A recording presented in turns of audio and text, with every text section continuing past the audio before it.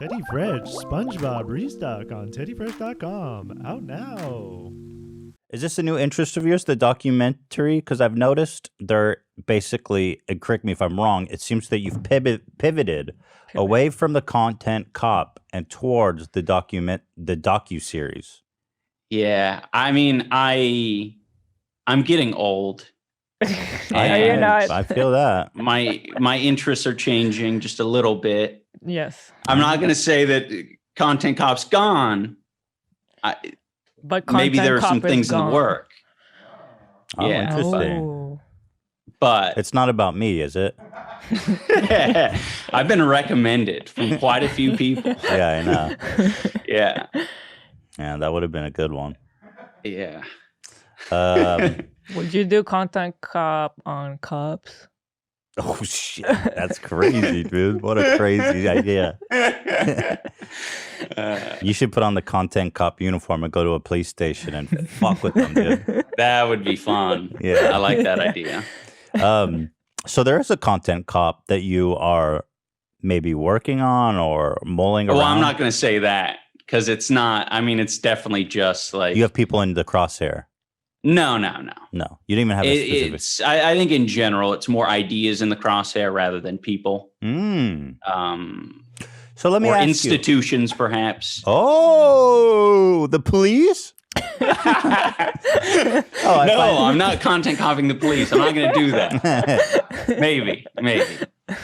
I do like the idea of going to the precinct and whipping my dick out. I think you might get killed if you show up in a uniform and start fucking with them. I think there's a high chance of being murdered. Well, I do find that the comment you made about you getting older and your interest changing is interesting because I've kind of gone through the same thing where, you know, from my perspective, you have, you know, when you're constantly like looking for people to go after and, you know, you're constantly criticizing people for all this and that. I mean, you know, as you get older, these things start to become a little more trivial and maybe it's not the kind of energy you want to be putting out into the world. Is that kind of where you're at when you say that? For sure. It comes across, especially when you give it more time to sit on it. And I don't know. It really isn't, let's put it this way. It really isn't difficult to make a commentary video. Anyone can sit down and criticize someone else. And I think it just like, it's becoming a little tired for me. If other people want to do it, I think there's a place for it, but it's just becoming, you know, I've done enough of it. I think, if I do more, I think it just needs to have a little bit more of a purpose or a point behind it rather than just, you know, let's make fun of this guy for his lack of a chin. You know? Whatever. Right. Yeah. No, I feel that. No, I went through the same thing. You know, it's like the format itself has become, first of all, so prevalent on YouTube that it's really, you know, it's like by the time, that's how I feel too. I don't know how better to put it. Yeah.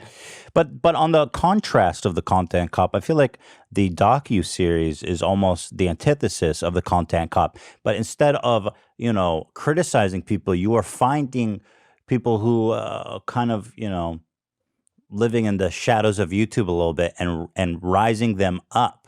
Do you feel that is maybe are you intentionally trying to do something like that with your docuseries? Yeah, I don't think there's any.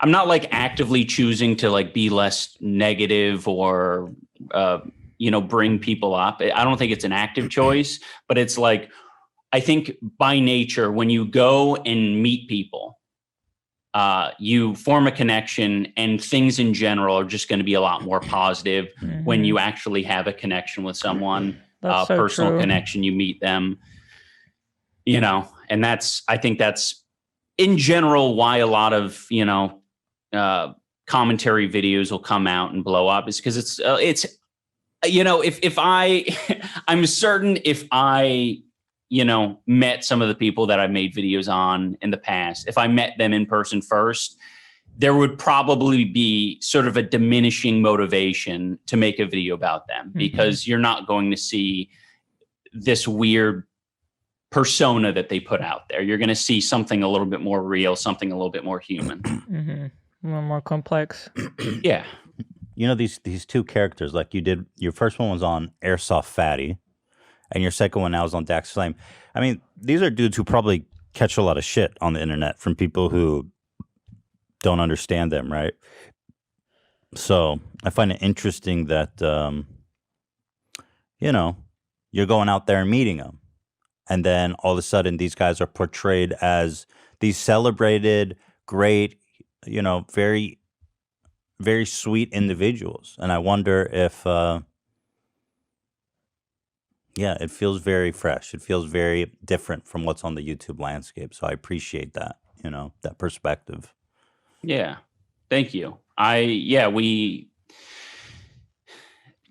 They definitely have, you know, their own like set of fans and everything. I think like with Dax as an example, like I definitely went into it because when you're creating one of these videos, you sort of want to have a goal. You don't really want to go into it blind because it's like, well, what do we make this video about? Like you can't just follow someone around and be like, yeah, do your normal routine. You got to have like an event or a purpose.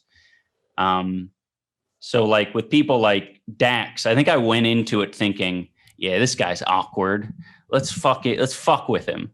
You know, there's a few awkward questions that I don't think made the cut. It was just me trying to poke and pry, thinking like, he's awkward. Let me ask him some uncomfortable questions to make it even weirder. But then I realized, like, as time went on, like, that's like the opposite approach that you should be taking. You should be, I think, feeding into what the particular person is comfortable with, because when they're more comfortable, they're a lot more willing to like put themselves out there and express themselves in an interesting way rather than just like, you know, beating your head against a wall, trying to make the funny thing happen. Right.